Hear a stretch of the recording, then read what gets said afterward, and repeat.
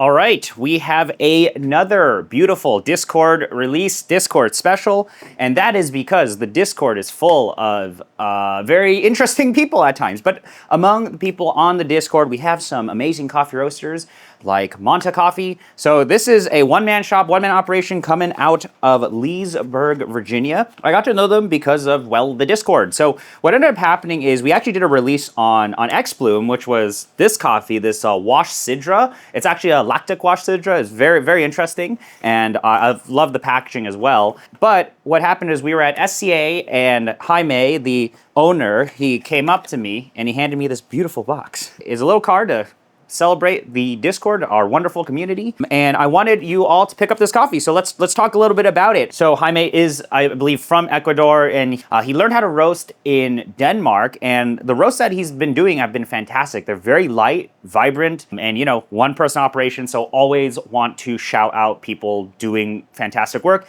and people who want to, well, collaborate and do cool things like this. So I want to talk a little bit about this coffee. So this is from producer Pablo Eguiguren. Hopefully I pronounced that correctly. He's the grandson of Gonzalo and Susanna, and they began planting coffee in 2010. So he took over the farm about 2018, and he got second place in 2021 or 2022 Ecuador Cup of Excellence. And you know, this is El Aguacate. Hopefully I pronounced that correctly. But basically, the coffee tastes amazing. This is a naturally processed Gesha. I brewed a little bit of it. I've been tasting it, and it's honestly very surprising because it is so clean. So a lot of Ecuadorian coffees, you know, they'll have a lot of really nice tropical fruits, a lot of red fruits, especially if you've enjoyed coffees from like, you know, Cruz Loma, Pepe. This is gonna be right up your alley, and it's roasted really well. So I wanted to just go ahead and brew it and give you guys just an impressions. Of course, feel free to pick up this coffee and pick up, I would pick this one up at the same time. This is the Wash Sidra. Very, very fun. You know, these are, I would say, clean, expressive coffees. They're very vibrant roasts. Smells like, you know, you smell the natural, which is, you know, red fruits like dried cranberry, pomegranate, raspberries. And of course, on the card, you get it. It's a beautiful card. The final one, I think, will be a little prettier. Natural from Loja in Ecuador. It has notes of floral, raspberry, pomegranate. It's a Gesha, and it's from Finca El Aguacate. Roasted for filter, although totally pull this as fast-flowing espresso. You know, what's always fascinating to me about these one-person roasteries, one-person operations is just the level of passion that people have. Like, you know, coffee is not a very lucrative business, as you know, most of us know at this point. I hope you guys understand that in all the videos, and that's why we do these collaborations with these roasteries to kind of get the name out there. Like, I hope you guys get to taste his other coffees. Like, when you meet the owners of any of your favorite one-man shops, most of them, generally speaking, are incredibly passionate. Like, there's this level of connection and level of passion that you can explore and present and taste and enjoy that is in the coffee. And that's why we do these collaborations, right? Why I do these collaborations with these roasteries. A lot of them micro roasteries or small one-person operations, or 1 to 2 at times, because I want you guys to actually be able to taste, you know, the level of passion that people have. And this is the tangible way you can support and hopefully enjoy what I am enjoying on camera. But let's go ahead and brew. So I got 15 grams. You can tell it's a natural, but it smells so sweet. It smells like raspberries. I'm brewing at 96 Celsius. We're gonna, you know, I'll tell you guys how I'm brewing these days. You can follow the recipe that is on the website, but honestly, these coffees are so good, you can kind of get away doing so much. I'm grinding pretty fine, as usual. If you guys have brewed with my Say recipe, you can grind that fineness and push this coffee pretty hard. The roast holds up, the green holds up. And while that's grinding, let's whip out the trusty V60. And I got the Icosa Brewhouse carafe here. And this is a little work related, but we just released some of these 01 V60 paper filters. If you've liked the X-Bloom flat bottom paper filters, we got cone now. And they flow very, very fast. Very fast. So you can grind pretty fine. But recently, I have been brewing, you know, this is maybe the logic behind a lot of this brewing nowadays is like, as much as I like direct kettle agitation, you know, the crazy turbulence and all of that, I actually have found that with some of these coffees, to get like max clarity and max juiciness and layering, but also interesting acidity, is you just combine aggressive wet WDT with mellow drip. So I've been brewing a lot like this. Maybe I'll make, I feel like I've made a lot of videos on this specific recipe already, but that's how I'm going to brew this coffee. And I'm brewing at 96 Celsius here. And I'm using V60. But, you know, these coffees are always so good, at least the ones that I usually collaborate on. They're super fun. You can brew them in a variety of ways.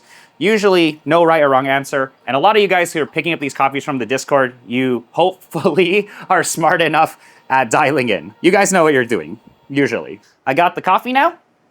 Floral. A lot of like dried red fruits, pomegranate I could see. Even some tropicality. So that's like, you know, all those expressive flavor notes that you find in a lot of other Ecuadorian coffees, you're gonna find that in here, but this is naturally processed, of course. There we go. Wow, it smells great. You know, like I am, in today's world, I am totally down for naturals, you know, like if it's clean, it tastes great, right? So we are at 96 Celsius and I am going to put 60 mils. So this is very similar to all these other recipes. Take your little stick or however you want and do the same, you know, wet WDT, get in there, and we're gonna let this sit for a minute and let this really open up. Wow, floral, very floral forward on the nose. Smells amazing, smells sweet, but also pretty clean. If you are paranoid also with the mellow drip, you know, we could preheat it. You could preheat it a little. Give it a little heating, or you can up the temperature by a few degrees and go from there. But we're gonna let this sit for about a minute, let it really open up. This is a coffee that I have totally found you can let it rest. You know, let it rest for at least 3 to 4 weeks. It's a pretty light roast. And then I'm just gonna go ahead and mellow drip around. So I'm still doing 3 pours, so I'm gonna mellow drip up to 370, but I'm pouring at 5 to 7 mils. And this gives me that like crazy clarity and a lot of really lovely sweetness, but it is that initial wet WDT that really helps get me a lot of that acidity. So we're at 170. Wow, florals. And I'm nowadays letting the kettle drop temperature. You know, it gives it you just get a lot of really nice sweetness. And we can get these extended brew times and be grinding very fine with V60 or with any of these coffees because we are mellow dripping. So we'll experience a slightly longer brew time, at least with this specific coffee, but it's a very flexible coffee. You can brew short brew time, you can do long brew time, tastes pretty good. When the bed is almost all the way down, like the water's almost drained out, we're gonna pour some more. So that's about 1 minute 45 to 2 minutes. And I'm going to repeat this, pouring at 5 to 7 mils a second. And we're going to go, all the way up to 255, 1 to 17, tasting really good. There we go. So 15 to 250 or 255, that's your 1 to 17 ratio. And you can see, at least with these paper filters, kind of plugging these now, very fast. If you like your T90 paper filters or any of those fast flowing paper filters, that is what you'll be able to experience here, you know, and get a nice and clean cup.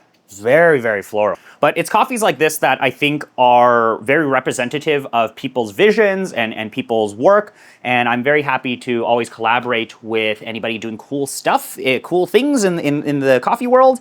And the coffee generally is the tangible way you can experience what I'm talking about and what a roastery is. Like, you know, taste is such a strong way to communicate things. And when you taste this coffee, you'll hopefully understand what Monta is going and how good this coffee is and so on and so forth. So this is gonna wrap up in about 3:20, 3:30-ish. There we go. Let's give it a smell. Ooh, pomegranate, floral, natural, but clean. Let's give it a taste. This was just such a sweet, I mean, this is like just an incredibly sweet coffee. I mean, if you've never had a really well processed natural, like a naturally processed Gesha from Ecuador, this is it, guys. When it's hot. Floral sweetness forward, very long linger on my palate. And I'm getting a little bit of that pomegranate at the end. It's still a little too hot to tell, but for sure, you know, floral is that first note we're getting. Floral sweetness, but clean. You know, what's really fascinating, I think, will be the level of cleanliness of this coffee. at least for me, it's pretty impressive. I'm like, yeah, this is really, really nice. We get that sweetness, floral, sweet, and then the raspberry is popping up. Pomegranate, red fruits. It's very layered, and I think when you're brewing, you will find that in there is the layers. Really long linger of sweetness, even when the acidity is cooled down. We get structure, we get a lot of that raspberry and pomegranate. There is this long linger of sweetness, and it is nice and clean. Yeah, I don't know what else. Like, this is just very, very tasty.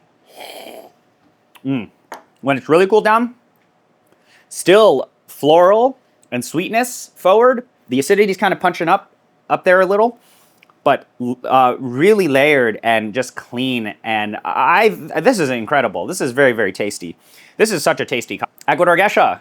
Clean Ecuador natural processed Gesha can't really go wrong when it's well roasted, So this is a coffee that I just wanted to post this quick video on brewing. Feel free to obviously use this recipe for other coffees. I think it's a really great recipe. You can see even at 1:17, it's a very highly extracted cup. Feel free to use this recipe for anything else you want to do, but I wanted to just shout out Monta and shout out the Discord, shout out you all.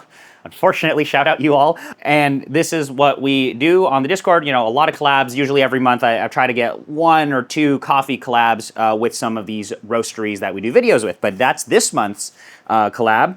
And yeah, you'll get a very cool looking box with a really lovely tasting coffee. I might post a video on espresso, but lovely as a filter. Very tasty coffee. If you guys have any questions, go to the Discord. Link is in the description somewhere for that. Pick up this coffee, support your small micro roasters, your one-man shops, people doing amazing stuff. But that's what I'm trying to do with the Discord. We have cool collabs, usually once or twice a month, and they're always tied to a video. And I'm very grateful for those of you guys who decide to vote with your wallet and you support these roasteries. But I think it's worthwhile trying out these coffees that people are excited about, and the work that people are doing. I mean, look at this, it's beautiful. But yeah, that's all for today. Thank you guys so much for spending the time to watch this video. I have so many more collabs coming out soon, and I hope you enjoy this coffee. But otherwise, I'll see you in the next one. Goodbye.